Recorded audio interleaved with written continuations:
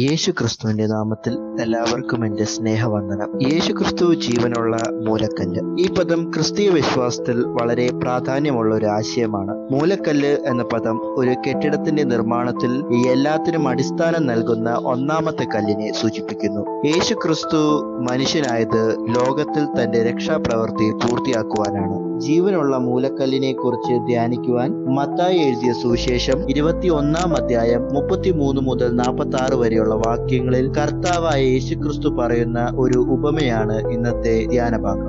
മത്തായിയുടെ സുവിശേഷത്തിലെ ഉപമയിൽ നാം കണ്ട ഭൂമിയുടെ ഉടമ മുന്തിരിത്തോട്ടം പാട്ടത്തിന് നൽകുന്നു. പഴങ്ങൾ ശേഖരിക്കുവാൻ ദാസന്മാരെ അയച്ചപ്പോൾ അവരോട് കുടിയന്മാർ വളരെ മോശമായി പെരുമാറും. തന്റെ മകനെ അവർ ബഹുമാനിക്കുമെന്ന് വിചാരിച്ച മകനെ അവർ ഇടയിലേക്ക് അയച്ചു. എന്നാൽ കുടിയന്മാർ അവന്റെ അവകാശം മുഴുവനായി എടുക്കാമെന്ന് കരുതി അവനെ കൊല്ലാൻ തീരുമാനിച്ചു. ദൈവം തന്റെ രാജ്യം പണിയുവാൻ തെരഞ്ഞെടുത്തത് മനുഷ്യർ നിരസിച്ച ഈ കല്ലാണ്. ഇവിടെ യേശു 42 വാക്യത്തിൽ സങ്കീർത്തനം 118 22 23 ആവർത്തിക്കുന്നു. വീട് പണിയുന്നവർ തള്ളിക്കളഞ്ഞ കല്ല് മൂലക്കല്ലായി തീർന്നിരിക്കുന്നു. കർത്താവ് തന്നെയാണ് തള്ളിക്കളഞ്ഞ കല്ലായി കാണുന്നത്. മനുഷ്യവർഗത്തെ നേടേണ്ടതിന് യഹൂദന്മാരുടെ ഇടയിലേക്ക് ദൈവം അയച്ച ദൈവപുത്രനെ അവർ കൊന്നുകളഞ്ഞു. യേശുവിനെ നിരസിക്കുന്നവർ അനന്തരഫലം നേരിടേണ്ടി വരും എന്ന് ഈ ഉപമ പഠിപ്പിക്കുന്നു.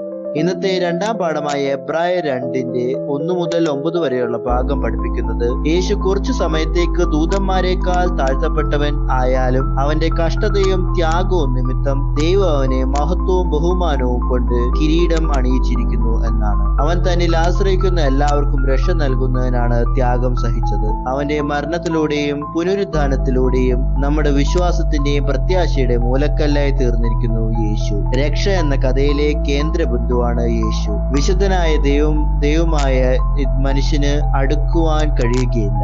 എന്നാൽ ദൈവവുമായി അനുരഞ്ജപ്പെടുവാനായുള്ള ഒരു വഴി അവൻ ഉണ്ടാക്കിയിരിക്കുന്നു. ആ വഴിയാണ് യേശു. അവനെ ജീവിതത്തിന്റെ മൂലക്കല്ലായി സ്വീകരിക്കുന്നവർ നിത്യരാജ്യത്തിന്റെ ഭാഗമാകും. പലരും തള്ളിക്കളഞ്ഞു എങ്കിലും മനുഷ്യവർഗത്തിനായുള്ള ദൈവത്തിന്റെ രക്ഷാപദ്ധതിയുടെ പൂർത്തീകരണത്തിന് ആവശ്യമായ അടിത്തറയാണ് യേശു എന്ന് പഠിപ്പിക്കുന്നു. യേശു നമ്മുടെ വിശ്വാസത്തിന്റെ മൂലക്കല്ലാണ്. യേശുവിലൂടെ മാത്രമേ നമുക്ക് യഥാർത്ഥ ജീവിതവും ദൈവവുമായുള്ള ബന്ധവും അനുഭവിക്കാൻ കഴിയുകയുള്ളൂ. ഈ നോമ്പിന്റെ നാളുകളിൽ മൂലക്കല്ലായ യേശുവിലൂടെ ദൈവവുമായുള്ള ബന്ധം അനുഭവിക്കുവാൻ നമുക്ക് കഴിയട്ടെ എന്ന് പ്രാർത്ഥനയോടെ എന്റെ വാക്കുകൾ നിർത്തുന്നു. നന്ദി.